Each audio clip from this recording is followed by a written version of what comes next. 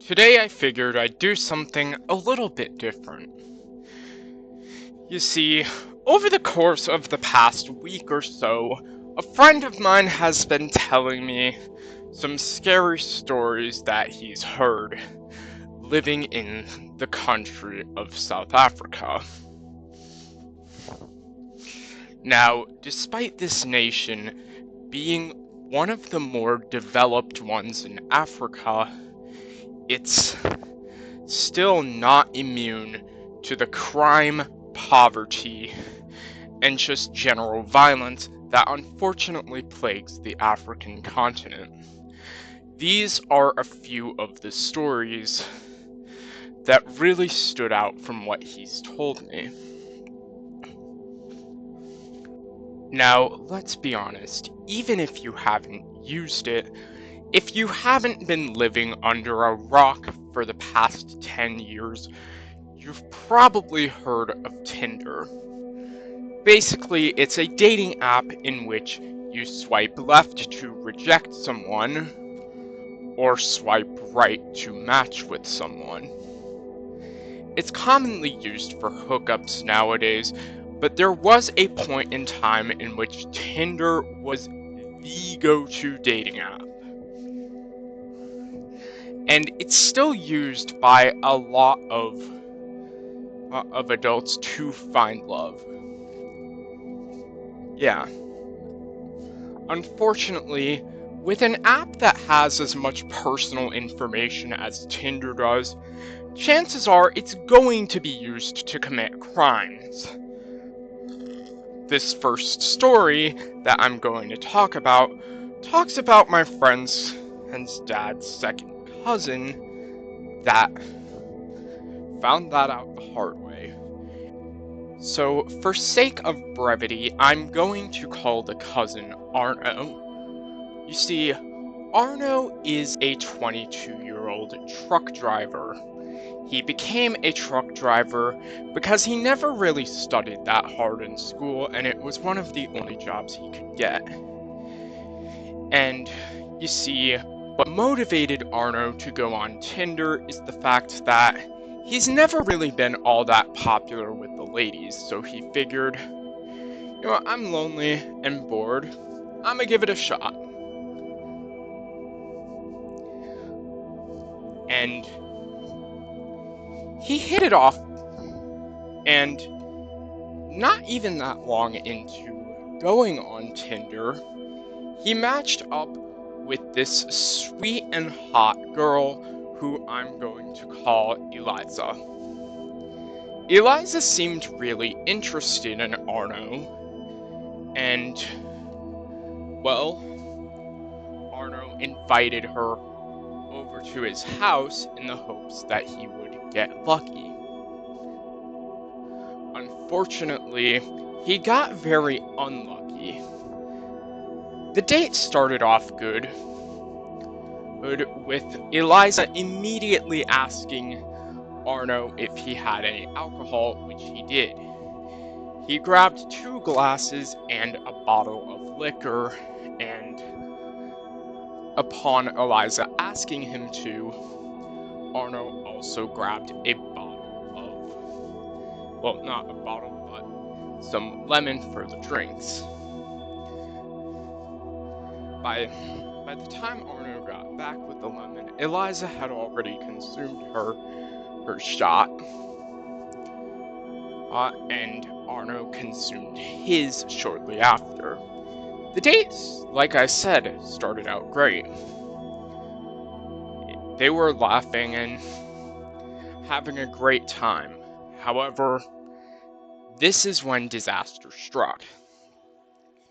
Arno's vision started going blurry and he felt nauseous, and a short while later he passed out.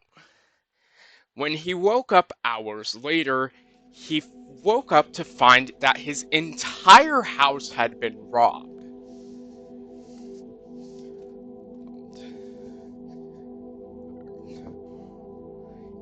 Everything from his furniture to even his car was gone. With inside this empty house, he quickly ran outside to the nearby store and told them to call the cops.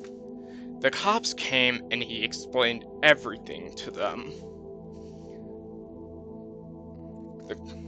He received a call 2 days later from the cops, informing them the woman had been found with 7 other men.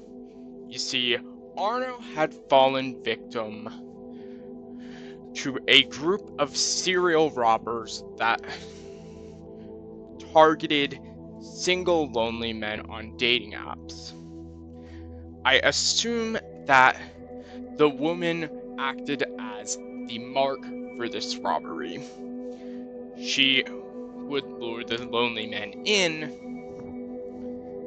and she would then drug them and then rob their houses. Apparently, this was a big problem. Now, Arno could have been in a lot of danger, but thankfully, the only motive Eliza and these men had was to rob. And Arno did end up getting all of his furniture back, which is a happy end to this story.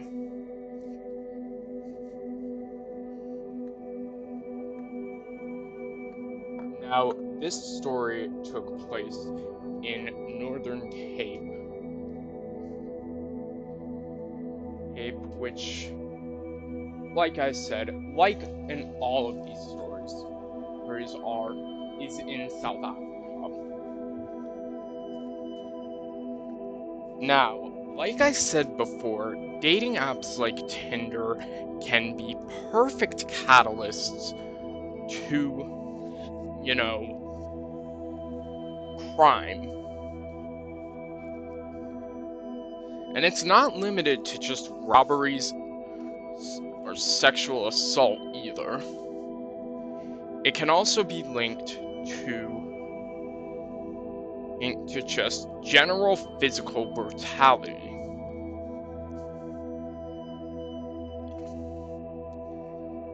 Which the younger sister of our protagonist's girlfriend found out the hard way. Now, here's some backstory.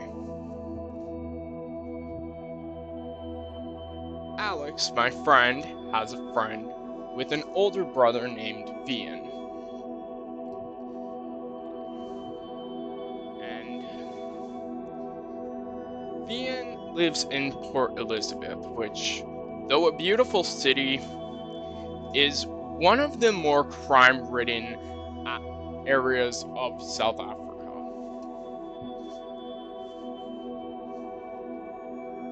So, Vian's probably seen some shit, but probably nothing like this. So, here's the story as it goes.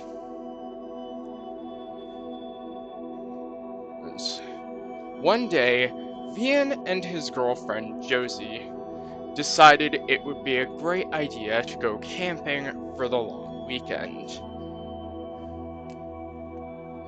His girlfriend wanted to bring her sister Eliza along. So the day of the trip, it was Vian, Josie, Eliza, and a guy named Matthew who Eliza brought along. Now, Vian didn't know Matthew, and he sure as hell didn't know that Matthew was coming along. But he didn't want to ask who the fuck Matthew was, because he thought it might seem weird. And honestly, if he said that as bluntly as I did, it probably would have been weird. But non sequitur joke aside. Anyways,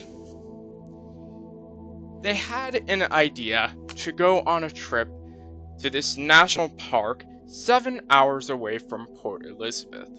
Now, this national park was beautiful, and their plan was to arrive there by morning, so they left that night at 1 in the morning. After 3 hours of driving, being far from their Port Elizabeth home, Matthew told Vian that he was feeling really sick. Vian asked if he should pull over, but Matthew said not yet. Vian kept driving, but he noticed Matthew in the background acting suspicious and staring with a creepy-ass grin. After 10 more minutes of driving in the dark on the empty highway, Matthew asked, "Can you pull off on the third next exit?" In those exact words. Vian did so and stopped on the side of a country road in the middle of nowhere with just fields around.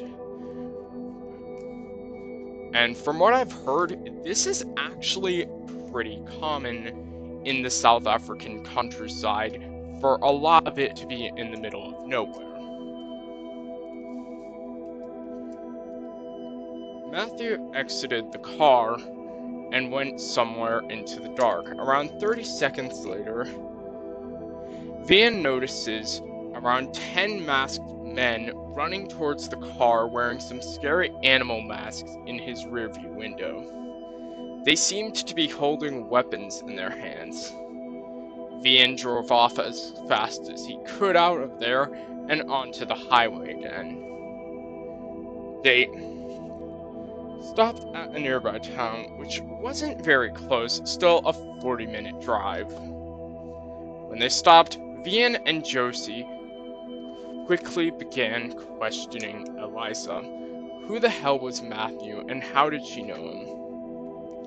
Eliza said she met him on a dating app 1 week prior. When Vian asked her to show him Matthew's profile, she noticed it was full of red flags, such as his bio saying he's 24 years old, and although he was born in 2002, which anyone who knows simple math would know, if Matthew was born in 2002, he would be around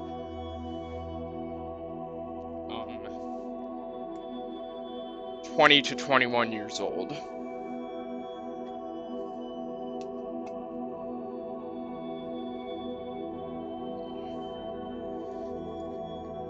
She later received a message from Matthew where it said, "Fuck you," in those exact words. They all reported it to the police, but nothing ever came of it. They canceled the camping trip and headed all the way back to Port Elizabeth. And for context, at the time Alex sent me this story had happened 3 months ago. Yeah. So kids, just be careful with dating apps. It doesn't matter how hot he, she, or they is.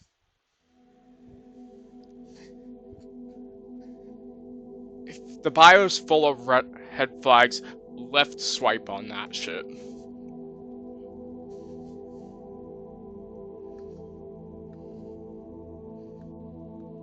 Amazon, one of the greatest conveniences to mankind.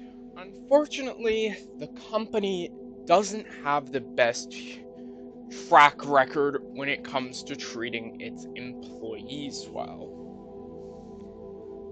In fact, the amount of Amazon worker horror stories there are is just straight up shocking. But this is one of the most shocking horror stories I've ever seen. So, this was told to me by Alex, who heard it from a church friend, who heard it from his brother John.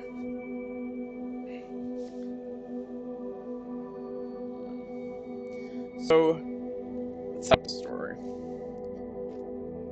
John works as a delivery driver for Amazon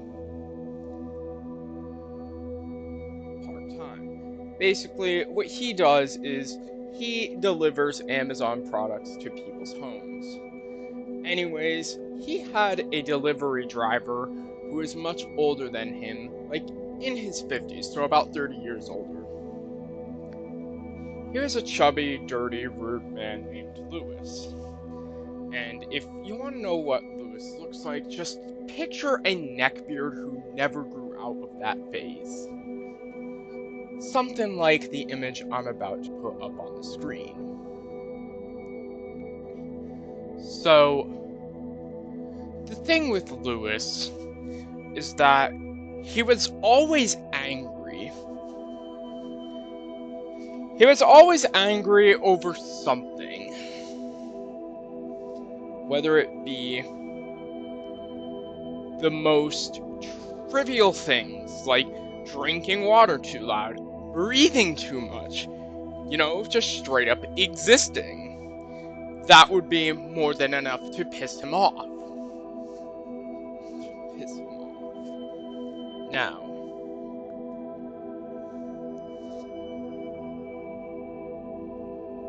John is very young, only 21 years old, and he takes good care of himself, like most young guys do. Anyway, despite Louis being a very rude guy,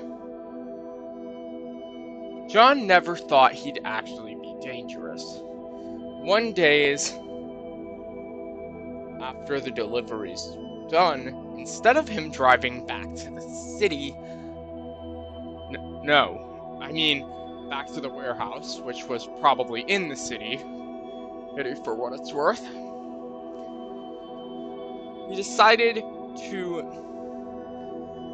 drive out of the city and into the countryside.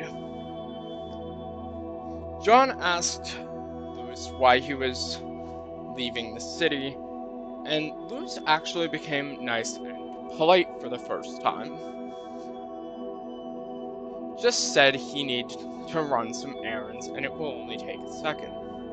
So they arrived to some random area in the middle of nowhere. And Louis parks the van, saying he'll be back soon. John was sitting inside waiting for Louis. But it was taking a while. So it started getting really hot in the van, so John decided to go out quickly to cool off and relieve himself. He ran out into some fields, and while he was pissing, he heard Louis coming back, but he wasn't alone. There was a group of guys with him. He decided to walk back slowly when he hears the men angrily shouting. Oh, and keep in mind, there were 100 of these men. Where is he? You told me he'd be here. You know what happens now. John stayed hidden and kept listening. All of a sudden, he hears Louis scream, "No!" After being dragged away by the men. He didn't know what to do. He felt it was way too risky to get back in the car. He had no phone on him since Amazon doesn't allow phones on the job. So his safest bet was to run through the fields. He ran through the fields while trying to lay low and keeping his movement as slow as possible. After an hour of running through the fields, he finally finds a gas station where he called the cops. He quit his job off Amazon that day, and Louis was never heard of again by anyone. It's believed Louis owed money to some dangerous people, but Louis, being a loser, didn't have the money, so he vowed to give John to the men instead. Like I said, probably for organ selling. or something like that. But luckily, John had an angel by his side. He's the luckiest guy ever, and to be honest, don't ever play the lottery, because you're never gonna win, John. John is still shaken from that experience, knowing he could have potentially lost his life that night. He is now planning to move cities. Alex thinks he wants to come to Cape Town, since that's what his church friend told him. Yeah, one hell of a story to end this video off on.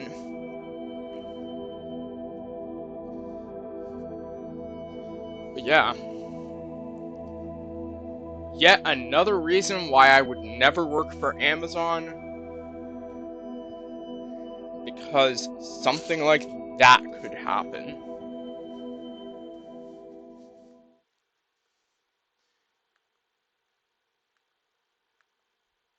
Well, gentlemen, ladies, and fellow non-binary daisies, it's the end of yet another video.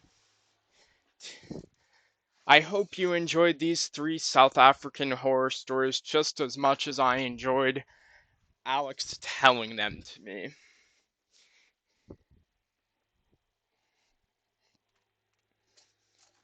If you enjoyed the video, don't forget to like, subscribe, leave a comment, and if you've done all those things, y'all have a great day. Antonio out.